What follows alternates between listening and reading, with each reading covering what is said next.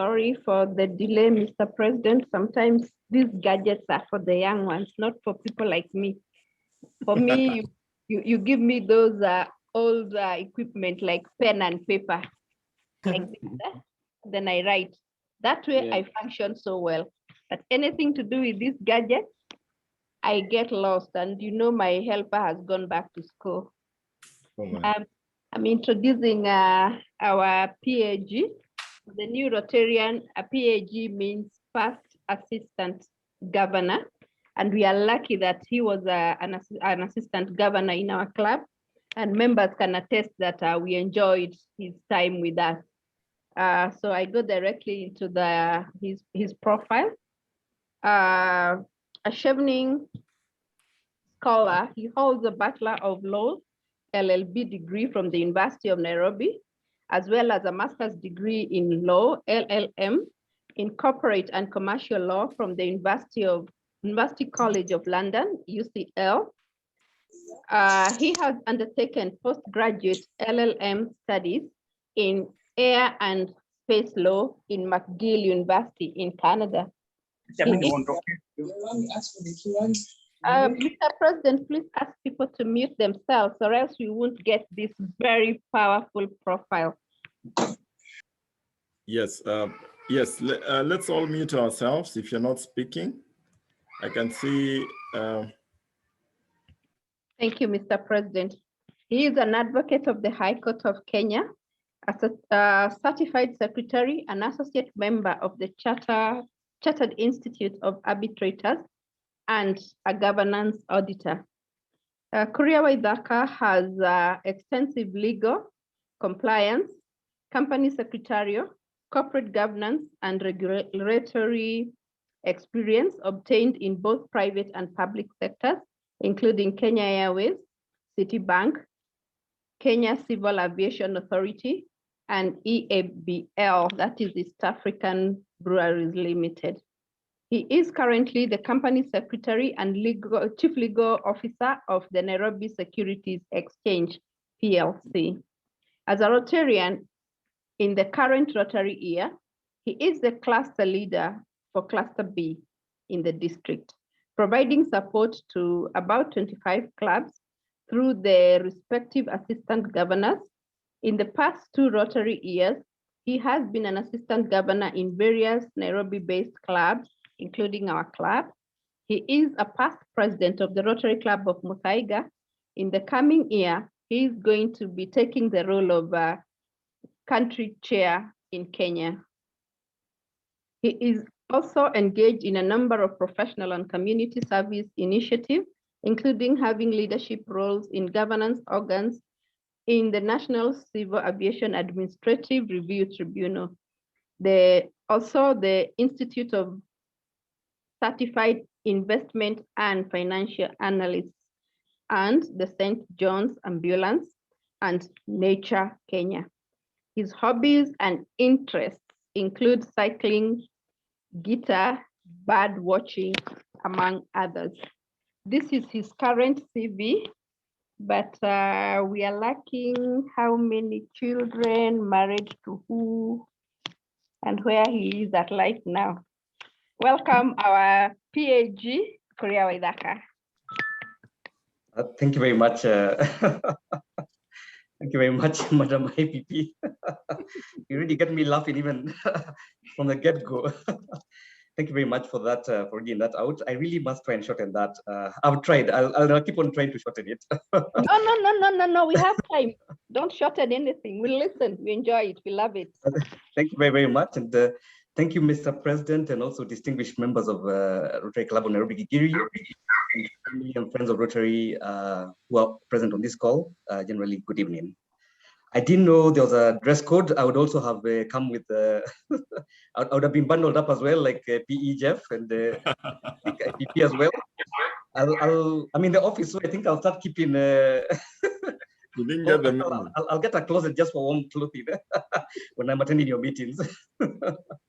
Right, yeah. So glad to be here with you again, and nice seeing you all, including AG, your current AG Gilda Odera, who I'll have the pleasure of actually working with again in the coming year as she's what we refer to as a regional coordinator. She's an incoming regional coordinator, which has been, it's a tweaked role from that of cluster leader this year, with more definition, more scope. So it would be a pleasure working with her, and I'm sure you've enjoyed your time with her. Paula, Gilda, that you're in the dark, but you also bundled up in the dress code. I can see. You have the dress code. That's good. I don't know about the darkness, whether that's part of the ambience of the club. There's no power. All right, that's an alert. And yeah, good to, and also your Madam IPP will also be, she's going to take up a role of AG next year, and we're proud of her for that. And I'll be working closely with her in the new role that I have the pleasure of taking up next year. So glad to be here. I know it's been a while. I don't know, I guess I'm not been able to interact with you too much this year. Actually, it's been limited, the interaction. But as president, you said I'm a silent listener at every conversation, and yes. So I keep track of the club. Thanks for still having me on. I'm really proud of this club. I say it's one of my favorite clubs in our district and Rotary the world over, actually. Because you have grown in leaps and bounds, whether it's in membership numbers, it's a vibrancy aspects, community service and service and support, your family of Rotary initiatives, which I also follow, and then your giving and a lot more. So you're a healthy club by all standards. Continue growing from strength to strength, building on the, Mr. President, you're building on the and your club, you're building on the strengths of your predecessors. And I like that, taking it to the next level, and that's what I guess Rotary should be about. So well done on that, and hearty congratulations all around. Yeah. So your president reached out to me, and I think he was missing having me around, and he said, "Come and tell us something." So. So I said, let me put together a few slides on the effectiveness of being a Rotarian, and hoping that I can do justice to the topic. But it's very essential, especially in these uncertain times that we find ourselves in.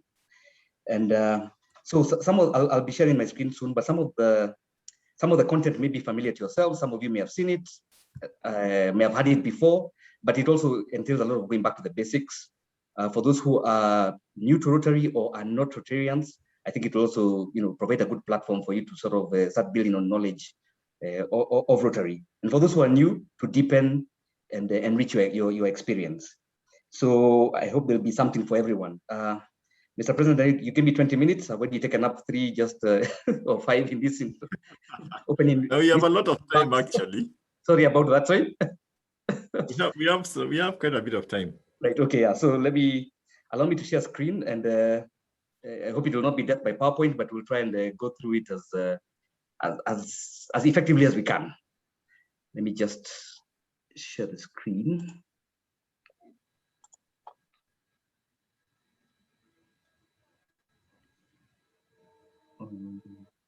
Now this is where. 1 second. Righto. I guess you can see that. You can see the screen. Yes, we can. Great, thank you. All right, so just very quickly, and allow me some of the slides. I'll just quickly I'll sort of skim through them. We call it a strategic skimming. Yeah, for information which may basically be known by most. So I always believe in why Rotary and who is it for. To understand how effective you can be, you first need to understand some of the basics of Rotary, and I just put together what I call some facts and figures. And one of the a beautiful aspect of Rotary is that you can have, it's a dedicated service of organization, and you have service in a structured manner. I'm sure we're in a number of other organizations which also provide service, but there's something about Rotary that just brings it all together in a very structured, orderly way, and I think that then provides for effectiveness, efficiency, and sustainability. And then talking about sustainability, we're talking about an organization that's been there since 1905, going 116 years. That nothing else speaks about longevity and sustainability than how long an organization has been able to has been in place.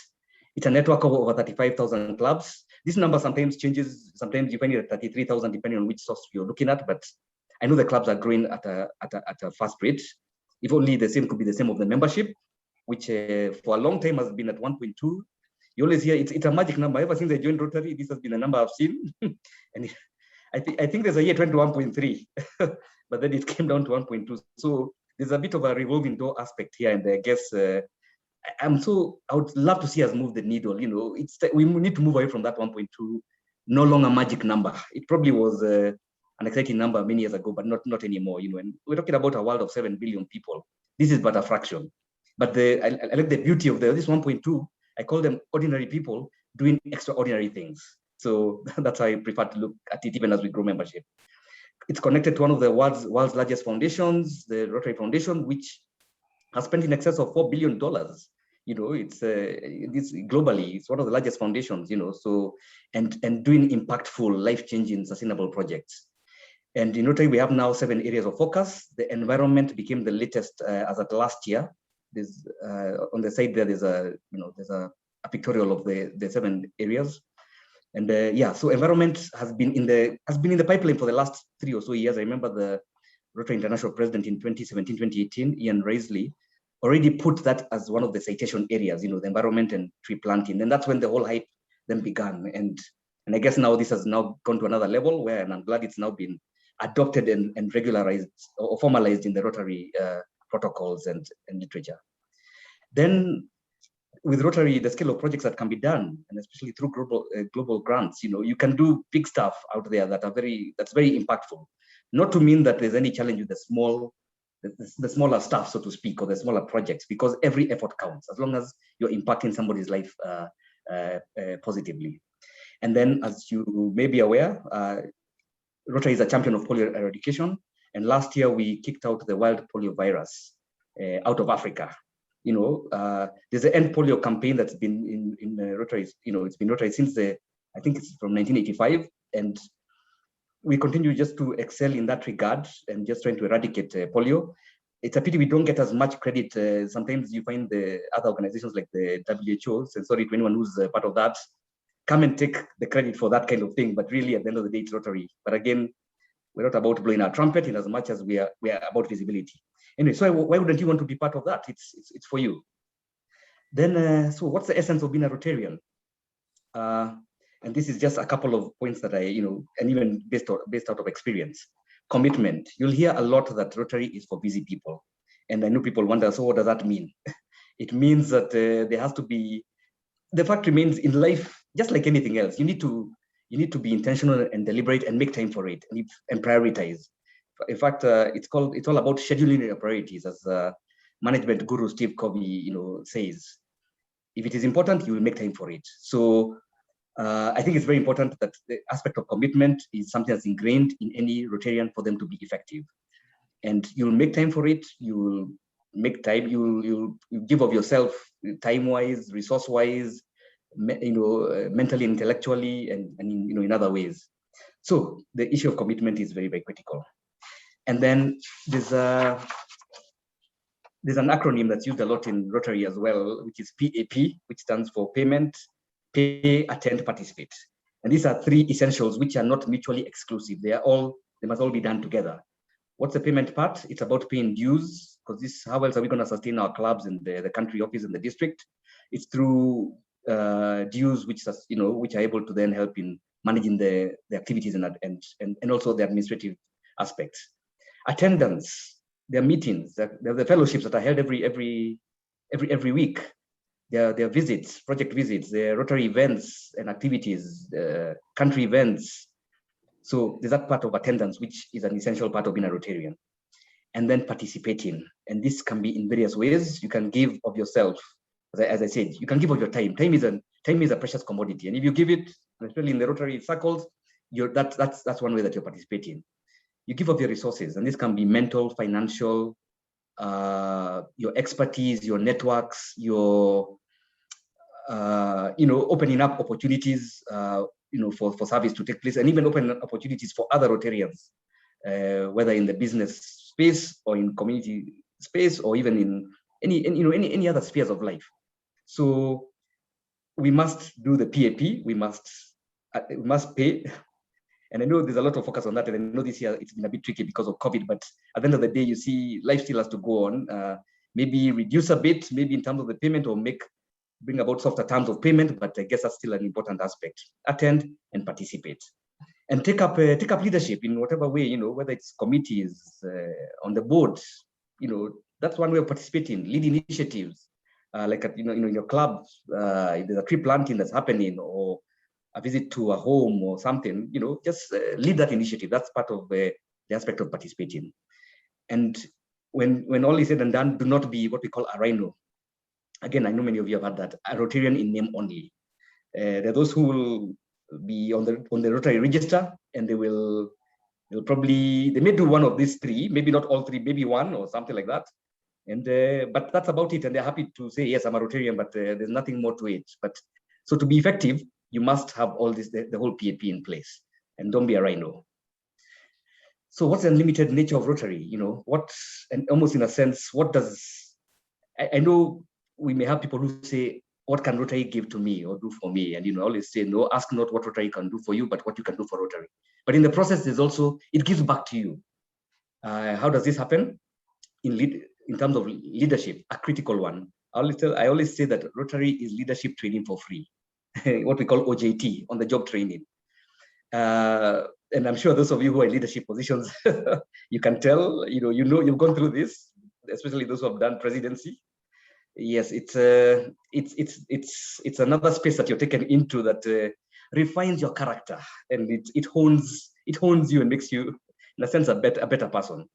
Do whatever it takes to take up leadership. I know in what I really say, I'm not ready. I'm not ready. I don't have enough experience. I don't know much about Rotary.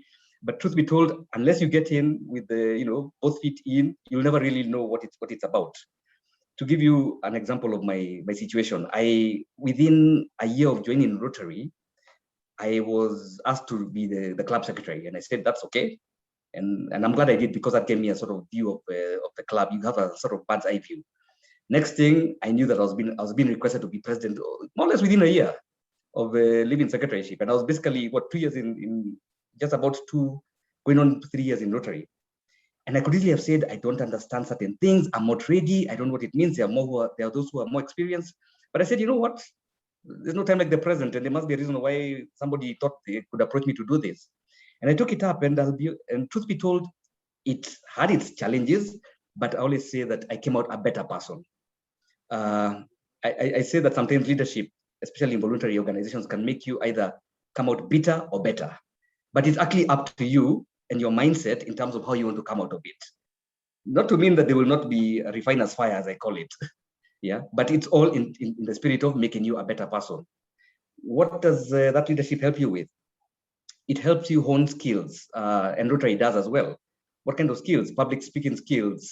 And I'll give you an example of public speaking. And I think I may have mentioned this, at your club before. Sorry if I repeat this, but I know you're a couple of new members. About 2 years ago, late 2019, I happened to be in Lesotho, the Kingdom of Lesotho, and I'd gone on a work assignment, one of my aspects of work, not necessarily my main work. And I was there for 2 weeks on a consultancy, and I decided to go and visit a Rotary club, to build goodwill and better friendships in Lesotho. And so I sat, and here I am waiting for this fellowship, and we start, and the normal protocols. And then the lady chairing, the Madam President, says, ask the Speaker Secretary, Speaker Secretary, how are we doing on the Speaker? And then the Speaker Secretary says, Madam President, I'm afraid we don't have the Speaker today. The Speaker was not able to make it for various reasons. So I'm afraid we don't have anyone to speak. Then a member says, Madam President, but we have someone from another Rotary club and from Kenya. Why doesn't he tell us more about himself and what he's doing here and about his Rotary experience? And just there and then, most unprepared as it were, no notice, not even short notice, no notice, I had to get up on my feet, and I had to, concoct and string along words and say something, And I realized that in the process, you find yourself just having to build up your public speaking skills. And at the end of it, I ended up speaking for half an hour, and we had a very convivial conversation, very interactive. And I just thought, wow, okay, so this can happen. So to all of you, there's a way, just know that you can be called upon at any point to say something in Rotary. The good thing is that take it positively and just go with the flow, and it will be well. Rotary also helps you with organizational skills, people and stakeholder engagement. Remember, there's carrot, no stick. That's what Rotary is about, or any voluntary organization. It's about carrot and no stick. It calls for a lot of emotional intelligence, So it builds your emotional intelligence by being in leadership, especially in Rotary. And then conflict management as well.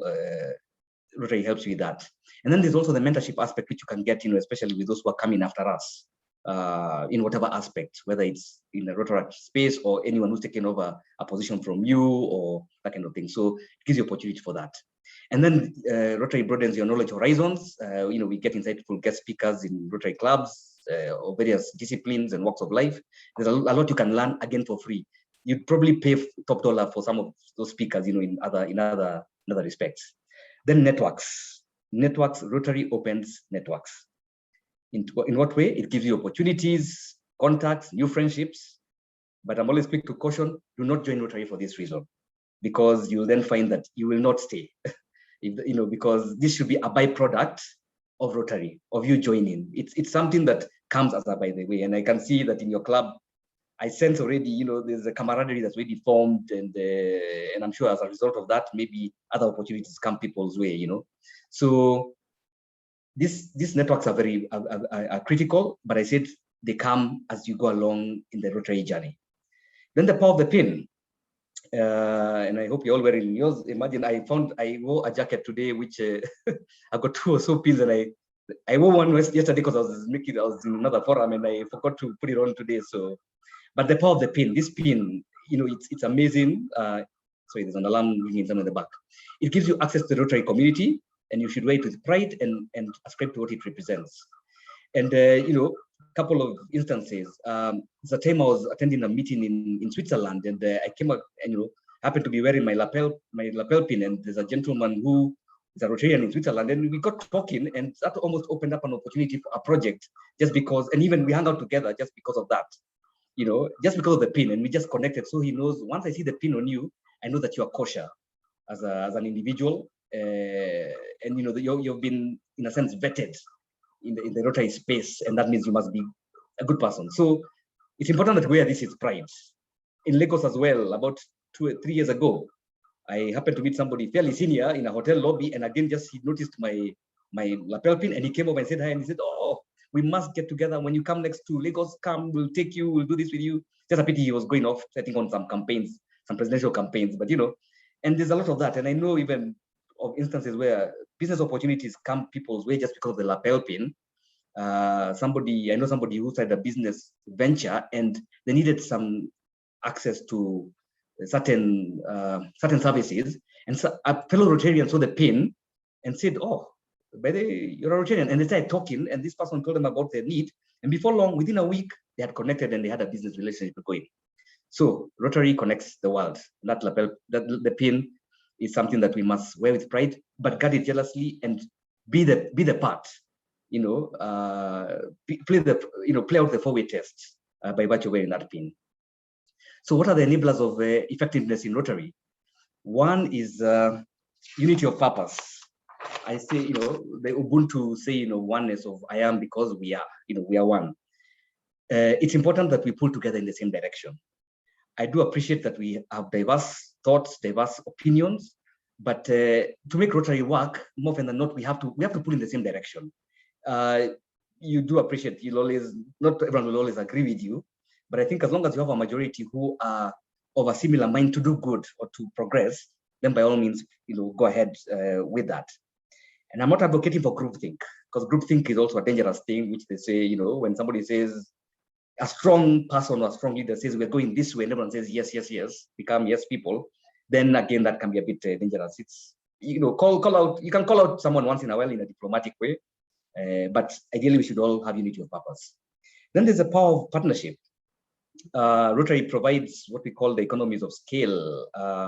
When we come together and do things together and collaborate, we bring about diversity of ideas, initiatives, networks, and together, when we put all those together, it can, it has a greater effect and impact in the kind of project that we're doing. So please, let's be exploring partnership more and not do things in a siloed way or by ourselves. Yes, seek out partnerships.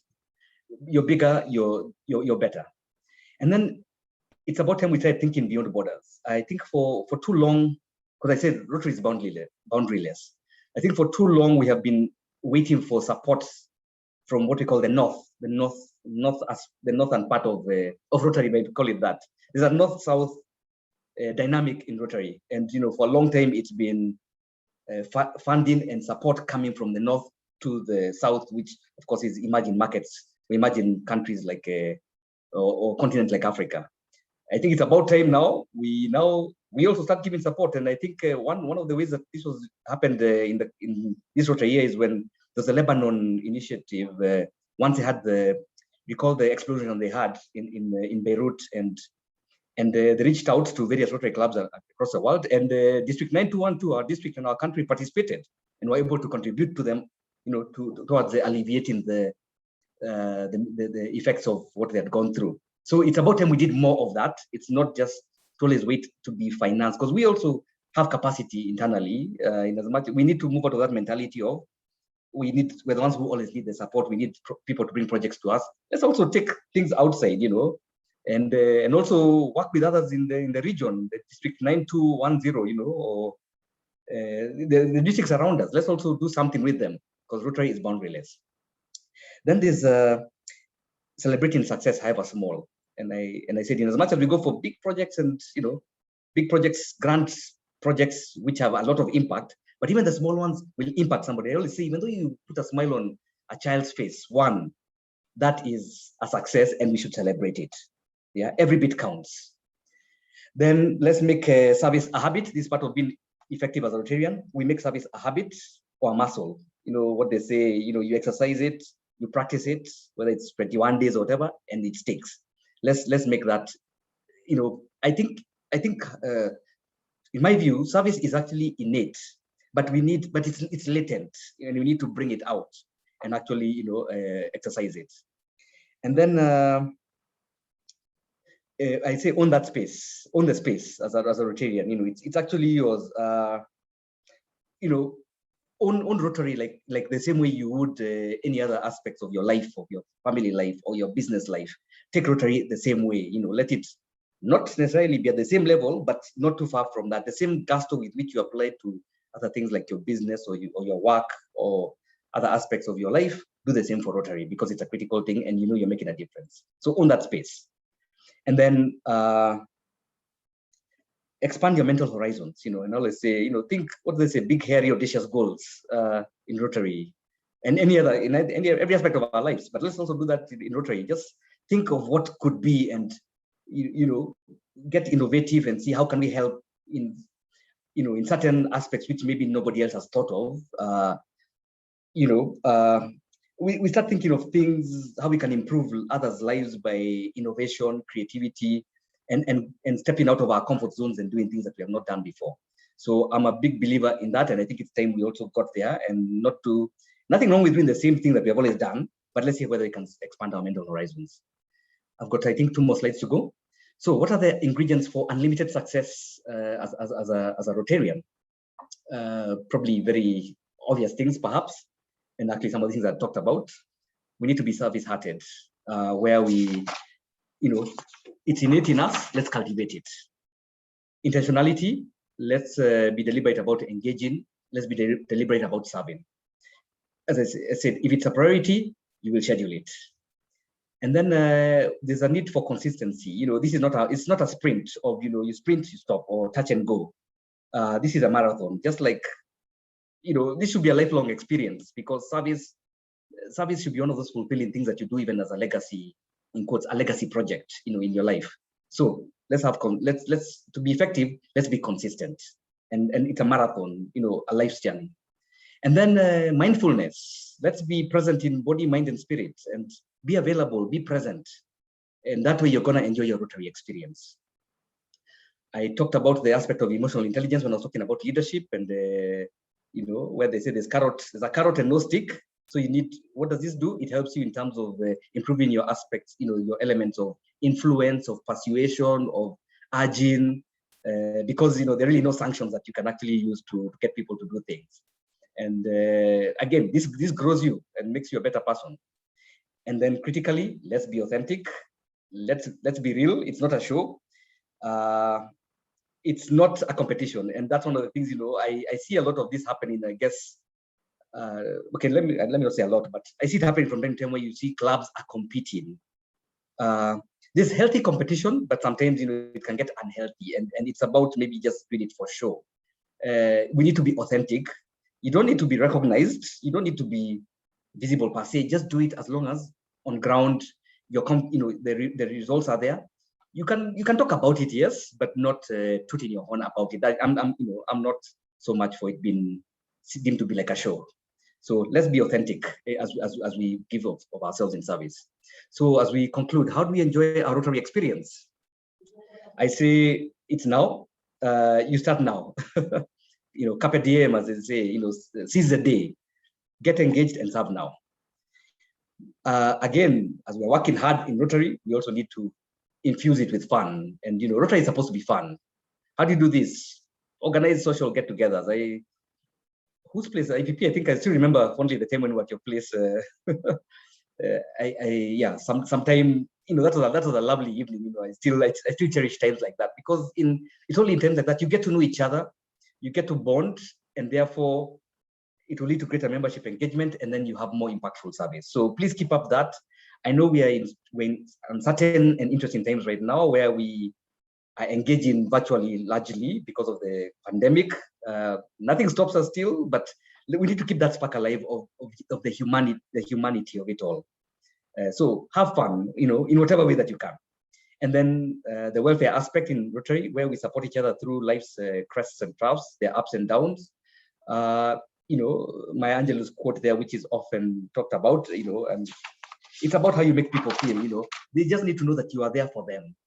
You may not even have to say much, do much, just be there for them and support them in whatever way you can. So that's one thing I love. And I love that in your club. As I said, as a silent listener, I see that at every conversation. I see that, from time, and I'm quite impressed by that. Give of yourself dedicatedly and genuinely. Again, that's I said earlier. And then let's grow the Rotary community. Reach one, bring one. And I know, Madam IPP, you've been in this space of the membership space. It's important that we have more hands on ground. The harvest is plenty, as they say in certain circles, but the hands are few. So we need to have more hands on ground. It's about moving that 1.2 million needle and have more people engaged in this and actually truly enjoy it and make a difference. And we need genuine people to come into this space and give of themselves. And then talk about it, share the word and publicize it. Don't brag about it, but it's important that you then, as I said, you can tell people what the good work that you're doing. And I think that's why right now public image has become a big thing, because for a long time it was others, you do some great work, but then others take the credit, or nobody quite knows that you've done it. And as such, then it's not talked about much, so people don't know much about Rotary. And I'm sure to a number of you probably have all gone through this thing of like, what is Rotary? Is it a particular kind of body, which is a secret organization? So we need to demystify that. And I think that's one of the things. So that's where this comes from, about publicizing, so that people know, oh, you mean you're ordinary people doing extraordinary things in this ordinary space that we're in. So let's talk about it, we share the word and publicize it. And then part in short, and this is from the current Rotary International President, Holger Knack, that everything we do opens another opportunity for someone somewhere. I think it speaks for itself. And I had that slide about opportunity, and let's just do, let's do something, whatever we can do in our own little way in our spaces, because we're going to open opportunities for others somewhere, wherever it may be. You may not even know that it's opening for them. And let's be the change that we want to see. So with that, Mr. President, I rest, and I'm happy to take questions. That was just some thoughts that I had around how to be an effective Rotarian. Thank you very, very much. Thank you so much, PAG, for that particular session. I'm yet to grasp the new title. Oh. Which one, Mr. President? The new one that you're taking up now, the new title after PAG. Okay. Well, I guess since it hasn't begun yet, that's country chair. So right now I'm country chair elect. Oh, country chair elect. Okay. Yes. Yeah, I'm seeing you getting to DG very soon. I didn't hear that. I didn't hear that. But thank you for the thank you for the kind wishes. Thank you for the kind wishes. If as I say, if the people are willing, then we shall see what to do Yes, at the appropriate time. Thank you. Yes, yes. So first off, before even getting to question and answers, would you be so gracious as to send us the slides on email? Yes, happy to do that. That will be awesome. Or what I can do, or I can, I'll send them to you on WhatsApp, and then you can, I guess, fantastic. You can share them with your members. Yes, that's even better. So members, the floor is open for questions for our guest speaker. If you have any question, you can either raise up your hand or you can unmute yourself and just share. Mr. President, can I go? Yes, Jeff, go for it. Well, first of all is to thank PAG Kuria for that very wonderful and insightful presentation. Actually, for me, he's killed two birds with one stone for me. Number one, he's enlightened us more. And number two, for the benefit of the Rotarians to be who are on the call tonight, that is Benta, I can see Benta and Engineer Frida, Engineer Nambura, that is.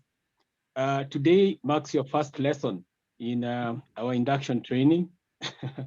So you can see Bona Kuria has simplified my work. So that is very, that is the same thing. My first lesson basically was supposed to be about that, the first two. So, and they're both here. So thank you so much for doing part of the work for me. I appreciate that. Now, do I get paid for that? Well, do I get paid or can I? Okay, I guess not. All right. Okay. all right.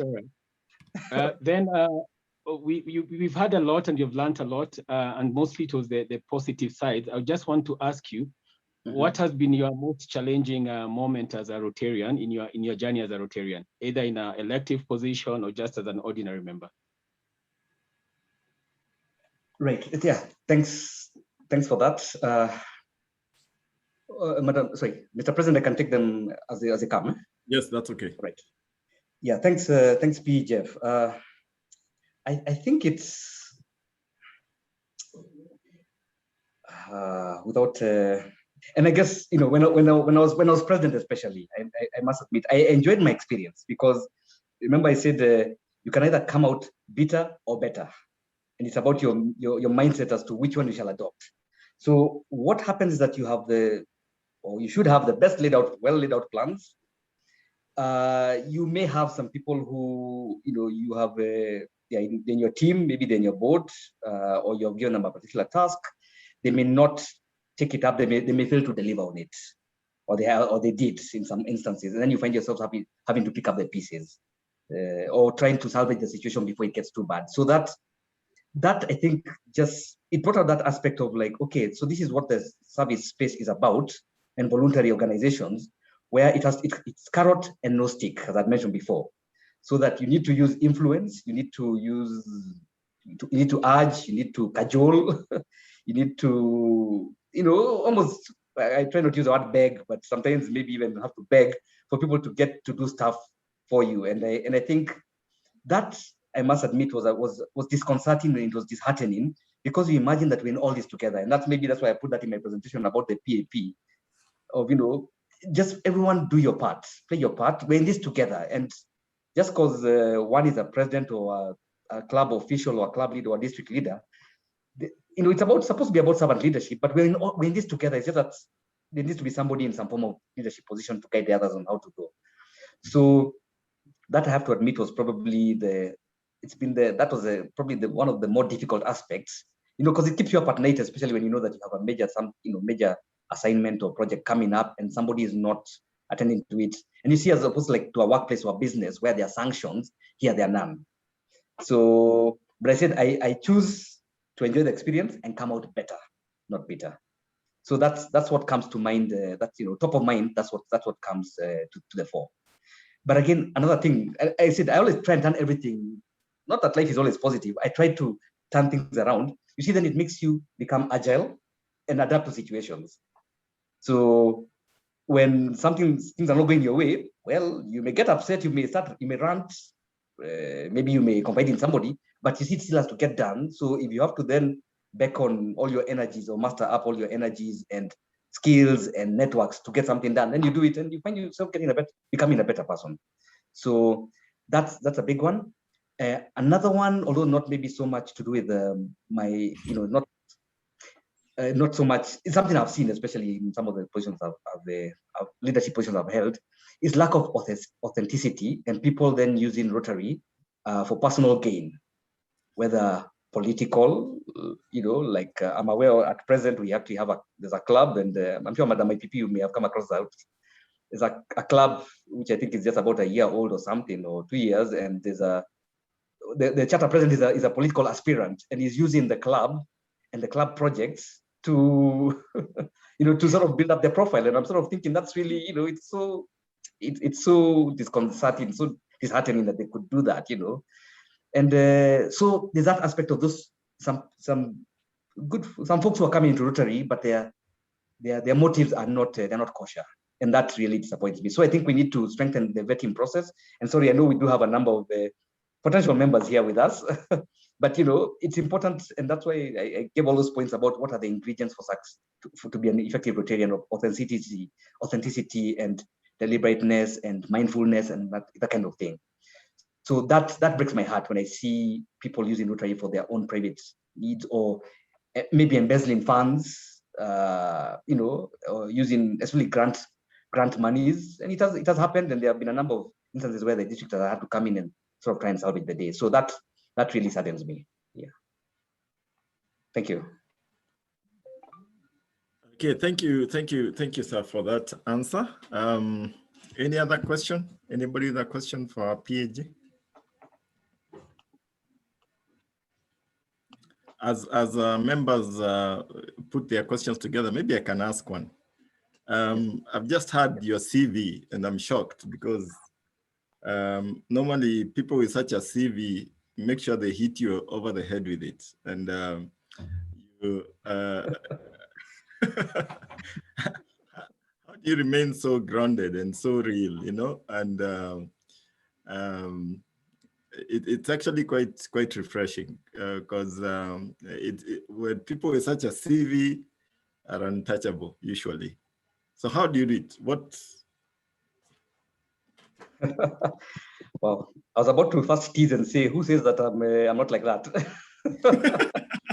maybe it's a facade. Maybe I should meet you in the office. That's on a light note. Believe it or not, actually, and interesting question, Prezo. And of course, here I am again trying to think on my feet about that. But what comes to mind is it's how it has a lot to do with upbringing. And so my parents, and especially my dad, somehow I think the space that we grew up in, it's almost like there were thresholds or parameters of success that were already sort of given. We didn't even have to be told. So you needed to achieve certain standards and do life in a certain way. Whether it's a particular school that you went to or university that you went to, the kind of grades that you got, the kind of activities you're involved in, the kind of job that you got, the kind of space, the kind of career you got into. And so we just found ourselves sort of quietly shepherded into this kind of space. And truth be told, we never used to celebrate success as much as I guess I see people doing. So for us, it's not that, we considered it, and even I have an older brother as well who's like this, by the way. It's almost like business as usual. It's like we get on with the business of life.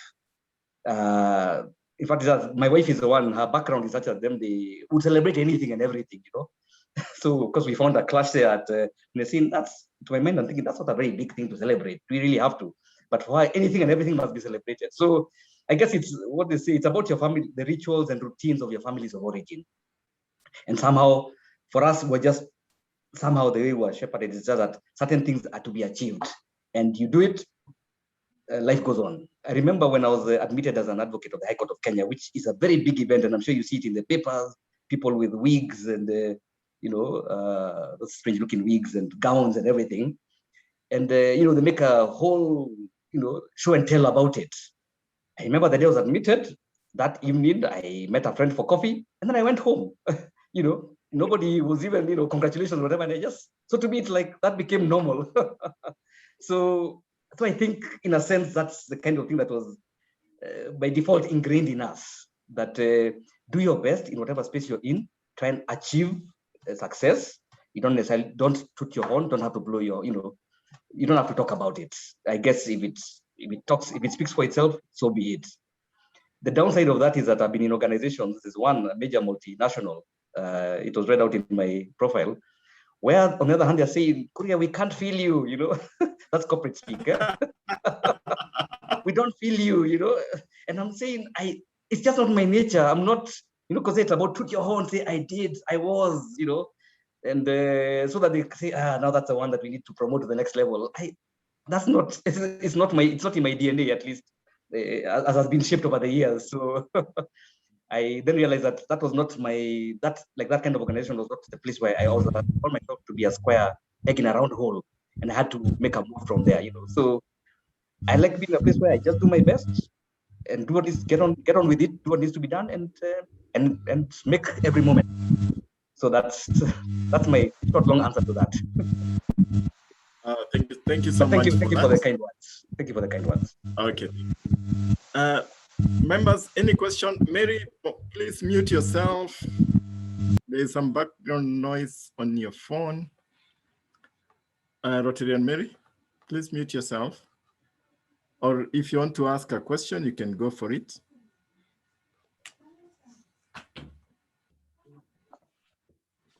Okay, so in the interest of time, Mr. President, can I comment something? Yes, Madam IPP. Thank you. Thank you, PAG Kuria, for reminding us that it's always our duty to support our president. So I'm just riding on your words to try to just mention to our members right now, when Mr. President is calling us to go for projects and everything, nobody said it's gonna be easy, but they are our projects. We are the Rotarians, and we have to do it. Somehow we have to find time so we have to create that time to do it. And exactly what Kuria Waithaka has just told us is what Prezo has always been asking us. He will always post, we are going to these projects. We find ourselves, two of us. So going forward, we are going to ride on PAG Kuria's words. We will always support our president at that. Thank you. Yeah, thank you very much. And maybe through you, Mr. President, I said the club belongs to all of us. I think that's, and one of the things they talked about was owning the space, that this is for all of us. It's not the president's club. It's not the PE's club, alone. It's all our club. We're in this together. But I said in every entity, you need to have some form of leadership. Even in a family setting, there has to be a head somewhere, a head, and in any kind of grouping. So do the business of Rotary in the club, because that's where the essence of Rotary happens. It's at the club level. The projects are done at the club level, not at the district or country level. So engage, be deliberate about engaging and enjoy that aspect of service at the club level. So by all means, yes, let's support the presidents and the leaders, and not just the president, because even your leaders as well. If it's a membership conversation or whatever, or giving conversation, support those who have been taking the lead on that. So and I think on the whole, Gigiri has been okay. But yes, I guess just like any other entity, there's probably more that could be done in terms of support. Thank you. Yes, thank you so much. Thank you so much, IPP. Thank you so much, PAG, for those kind words. Makes my work easier, and it makes Jeff's work easier as he comes into this hot seat. Yeah. Jeff, one thing